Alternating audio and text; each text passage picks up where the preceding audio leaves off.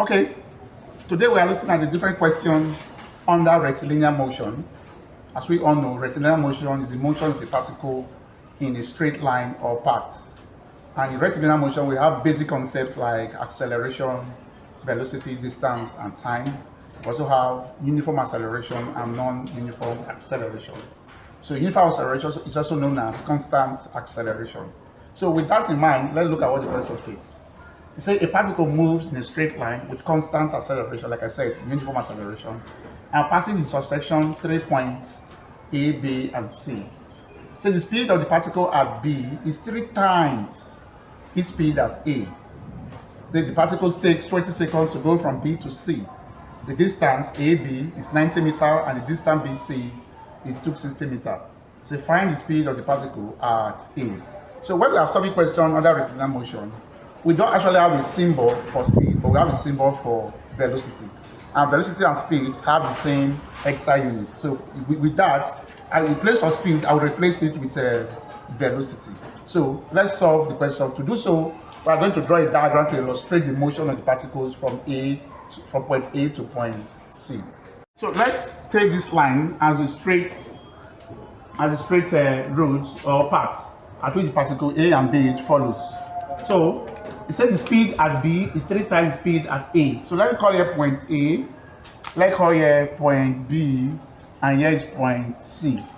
So let's put into context that the speed at B is 3 times the speed at A. So let the speed at A, let speed at A, so we don't know it, at A be V equals to V. So we don't know the speed at A, let's call it V. So if here is V, the speed at B is now 3V. So the question says the particle moves in constant acceleration. That is to say, from A to B, it travels at constant acceleration. Let's call it A. From B to C, the particle equally travels at constant acceleration. Let's also call it A. So the speed the acceleration from A to B is constant, let's call it A. From B to C is constant, let's call it A as well.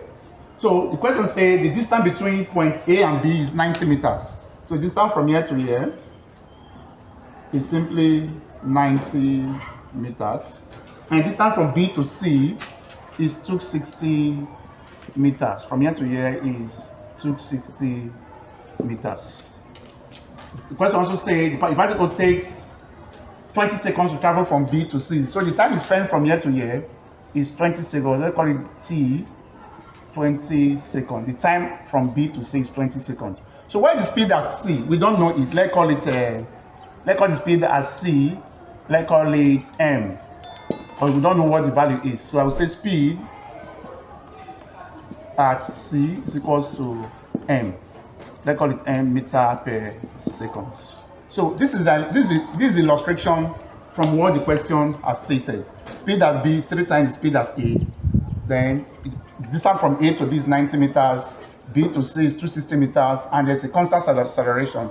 That means from A to B is constant, from B to C is also constant. The speed at C, let's call it M meter per second. So with that now, let's classify each region of this diagram. Let's classify region AB and region BC. So the question says we define the speed of the particle at A, which is the value of V. Find the speed at A. At B we have 3V. At C we have M. And the distance between A and B is 90 meters. The distance between B and C is 260 meters. The time spent from B to C is 20 seconds. So let's consider the region. Let me say region AB. At region AB, this serves as the initial velocity, this serves as the final velocity. The distance between A and B is 90 meters. The value of the acceleration is A. So let's write them down. My U is V. This is velocity at A, which serves as initial velocity between points A and B.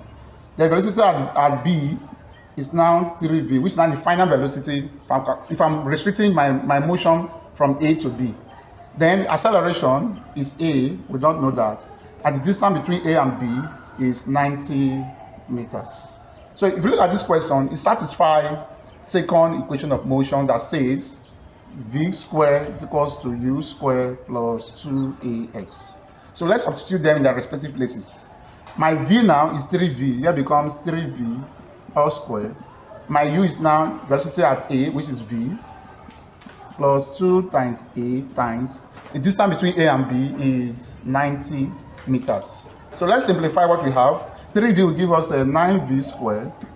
Here is now v squared plus 180a. So from here I can collect like terms by breaking v squared to meet 9v. So I'm going to have 9v squared minus v squared equals to 180a. So if I can subtract both of them, v squared from 9v squared, that will give us 8v squared equals to 180a. So let's make a the subject formula. Therefore, my a is now 8v squared over 180. So let's call this equation 1. Why am I calling it an equation? I don't know the value of a, I don't know the value of v. So it becomes an equation. So let's also consider region BC. So let's consider region BC. So at B, my B is serving as the initial velocity. My C is now the final velocity. So my U now is 3v. My final velocity now is m. We call it m. The acceleration is also a. We don't know what the value is. Then the time taken from B to C is 20 seconds. And the distance from B to C is 260 meters. So this equation, this data I have here satisfies both first equation of motion and second equation of motion. So let's apply, first of all, second equation of motion. Let's also apply first equation of motion from the region B and C. Okay, so from region BC, we also have v squared equals to u squared plus 2ax. So the value of the final velocity times m, here become s squared. Here is now 3v all squared plus 2 times a times 260 meters. So if I simplify this, I'm having m squared equals to 9v squared plus 520a. So let's call this one also equation 2. We have multiple values we don't know here. We don't know the value of m, we don't know the value of v, we don't know the value of a. So let's call it an equation 2. So let's also apply our region BC first equation of motion that says v equals to u plus at. So the value of v is also m, my u is 3v, plus my a is unknown, my time is 20. So if I simplify this, I'm having m as 3v plus 20a. Let's call this equation 3. Because I say I have multiple values, I don't know m, I don't know v, I don't know a. For that reason, we're calling it equation 3. So we substitute the value of m from equation 3 into 2, because both of them contain m and vv. So let's put the m from 3 into 2. But I can put that in statement. We'll say put m from 3 into 2. Put m from 3 into 2. If that should happen, this will give me 3v plus 20a all squared equals to 9v squared plus 520a. That means I will expand this into 2. If I expand into 2, which is 3v plus 20a, again 3v plus 20a is equals to 9v squared plus 520a. So if I should expand this, that will give me 9v squared plus, that will give me 60 AV, which is 120 AV plus 400 A squared equals to 9V squared plus 520A. So 9V squared can cancel 9V squared on both sides. So what is common from this expression? A is common. I'm having A into 120V plus 400A is equals to 520A.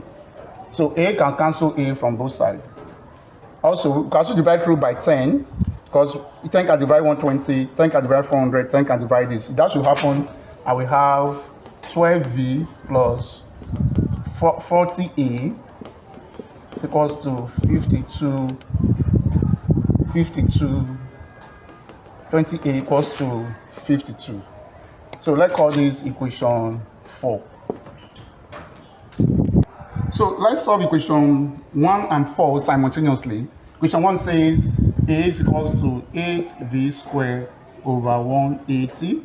Equation 1. Equation 4 says 12v plus 40a is equals to 52. So we are looking for the value of v. So let's substitute a now in place of a in equation 4. So I'm having 12v plus 40 times 8v squared over 180 equals to 52. So I can cancel out 0, I can cancel 0 from here. 2 here, 2 here is 9. So I'm left with 12v plus 16v squared over 9 equals to 52. So I can take SCF from here, s over 1. My SCF will simply be 9. So 9 into 1 is 9 times 12, that will give us 108v plus 9 into 9 is 1 times 16v squared, that will give us 16v squared equals to 52. So what happens from here? I can simply cross multiply. So I'm having 16v squared plus 108v is equals to 52 times 9. Okay. So I'm having 16v squared plus 108v. 52 times 9, that will give us 468. So this equation is leading us to a quadratic equation. So I will have 16v squared plus 108v minus 468 is equals to 0. So from here now, I can factorize or use formula method to find the value of v.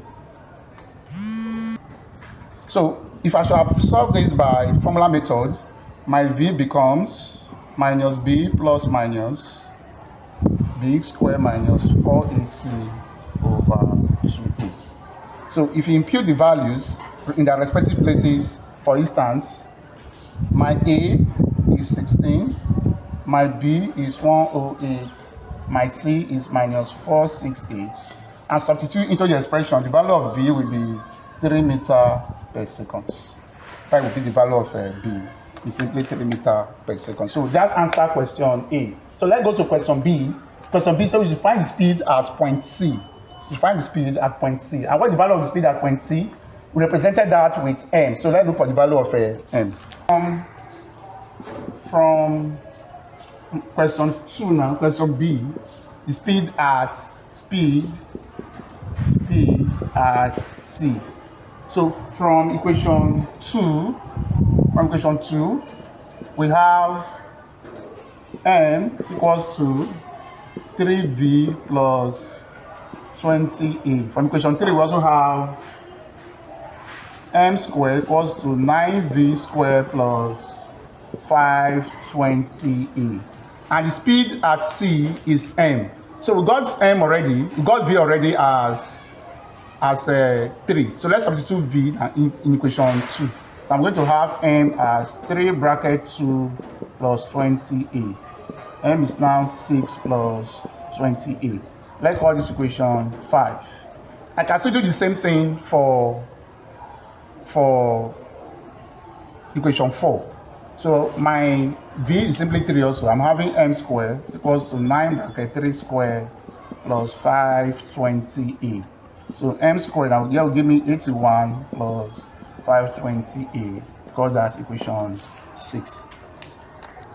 So it will be difficult to find m without the value of the acceleration, because you can see we have unknown acceleration from here. So even though we substitute this value here, there will still be presence of acceleration. From that, let's recall equation 1. Equation 1 says from 1, we have a as 8v squared over 180.